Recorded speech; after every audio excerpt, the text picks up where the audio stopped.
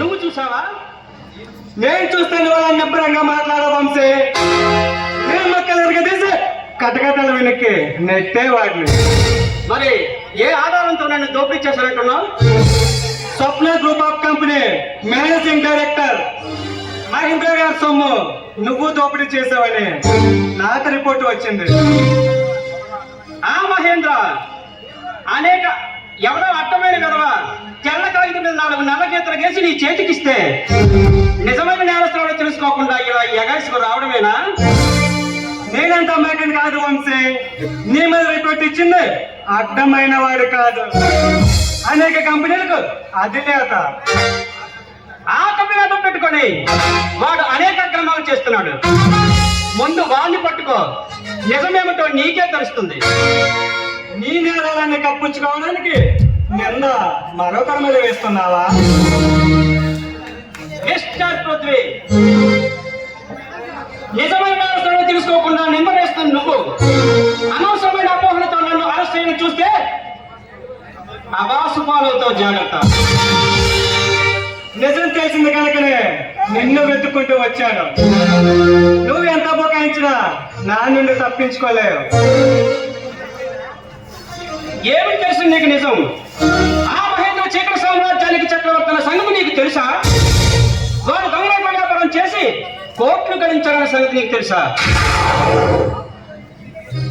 ఈ పృథ్వీ పేరు వింటే నేరస్తుల గుండెల్లో రైలు పరిగెడతాయి, అవినీతి పరుల గుండెల్లో ఆటం బాంబులు పేలుతాయి. ఆ సంగతి తెలుసా నీకు? ఈ వంశీ అడుగు పెట్టిన చోట అవినీతి అంతమైపోతుంది. నేను కన్నెర చేస్తే కాలకూట మిస్స కూడా మంచి గంధంలో మారిపోతుంది. తెలుసుకుంటాను వంశీ. తెలుసుకోవడమే కాదు, నువ్వు దేవుడు కాదని, దానవుడు అని ఈ అమాయక ప్రజలందరికీ తెలిసేటట్లు చేస్తాను. అప్పుడే ఈ ప్రజలందరూ నిన్ను బంధించి చట్టానికి అప్పగిస్తారు. రెక్కాడితే గాని డొక్కాడిని ఈ బడుగు జీవుల కోసం నా ప్రాణాలు పణంగా పెట్టి పోరాడుతున్నాను. ఈ పేదలో ప్రజలు నిన్ను తరిమి కొట్టక ముందే ఇక్కడి నుంచి మర్యాదగా వెళ్ళిపో, లేదంటే అవమానంతో అధోగతి పాలవుతావు. ఓకే మిస్టర్ వంశీ, ఈ అహంకారానికి నా ఆత్మవిశ్వాసానికి ఈ క్షణం నుండి మహాయుద్ధం మొదలవుతుంది. అప్పుడే ఈ పోరాటంలో విజేత ఎవరో కాలమే తెలుస్తుందిగా. ఆల్రైట్, నీ అధికారానికి నా నిజాయితీతోనే సమాధానం చెప్తాను. ఈ సంకుల సమరంలో నేను విజయుడై ప్రజల గుండెల్లో పల్నాటి సంబరాన్ని ఇస్తాను. చెప్పుకో, ఈ పృథ్వీ పేరు వింటే గ్రామానికి కథగడలాడుతుంది. ఈ పృథ్వీ పేరు వింటే నేరస్తుల గుండెల్లో అవినీతి పనులుగా పరిగెడతాయి.